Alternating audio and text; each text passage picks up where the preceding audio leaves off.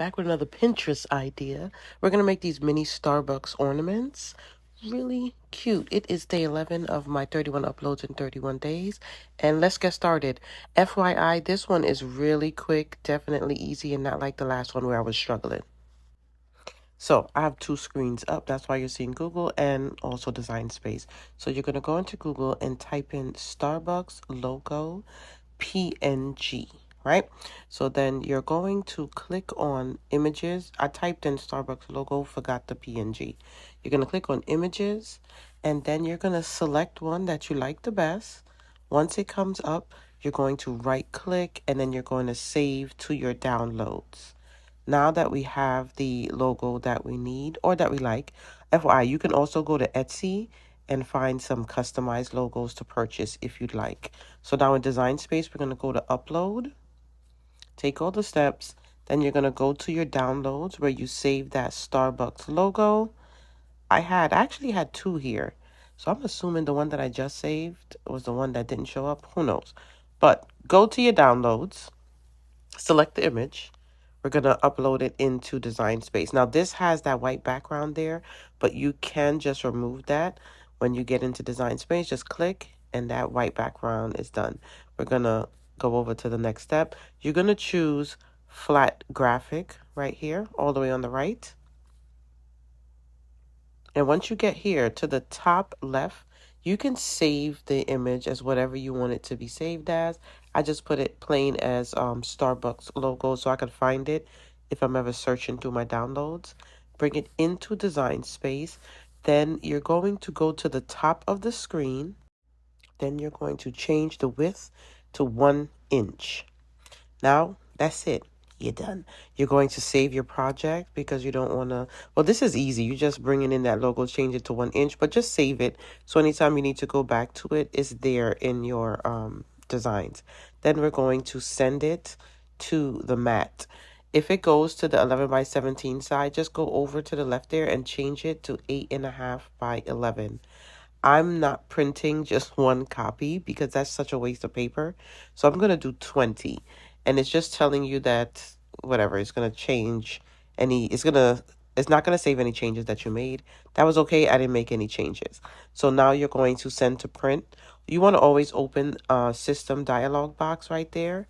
And when you decide to open that, all that it does is give you the options to send your print to a certain tray in your printer. So my printer has 2 front trays and a back tray. I send it to that rear tray because I'm printing on sticker paper. Now, this is how it looks. I'm using a Pretty Party and Crafty waterproof sticker paper. I'll have the link in the description. Then you're just going to lay it on your mat to the top left. I also use the brayer just to press it down because this isn't a brand new mat and it's not that sticky.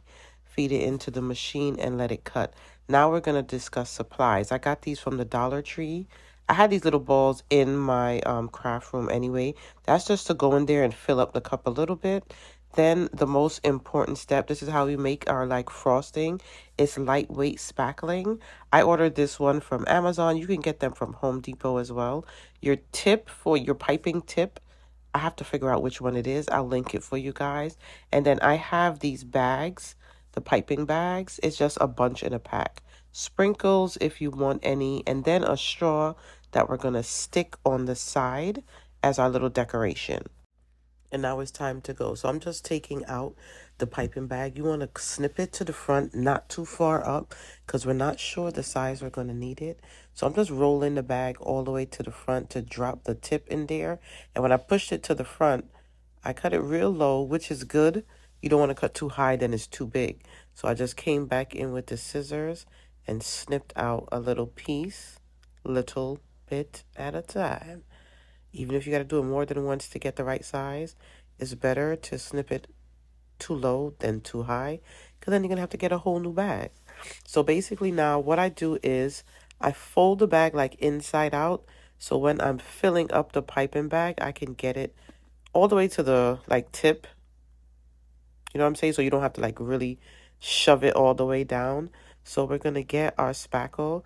Now with this, It's pretty thick, so I like stir it up a little. If you find it to be too thick, take some out, like put it in a container and you could add a little bit of water. I really think I should have did that with this because when I piped it, it was pretty thick. Like it was just kind of, I won't say too much, but the consistency was so thick. I couldn't even like hold it in my hand to squeeze it out, but you'll see. So I filled the bag little by little and then kind of put my hand in to, I don't even know the right words, not release, but to bring the bag up some more and keep filling it up. So I just repeat that. And also, you don't want to put too much if you're making one or just a few of these, but I plan on making something else with the spackle. So I put a whole bunch in here. Do not do that because once you fill it up in there, you don't want it to go to waste. Remember, this hardens after a while. It's not like rock hard, but it does get really solid. So when you're done, take everything out and clean that tip and put it aside because you want to be able to use it again.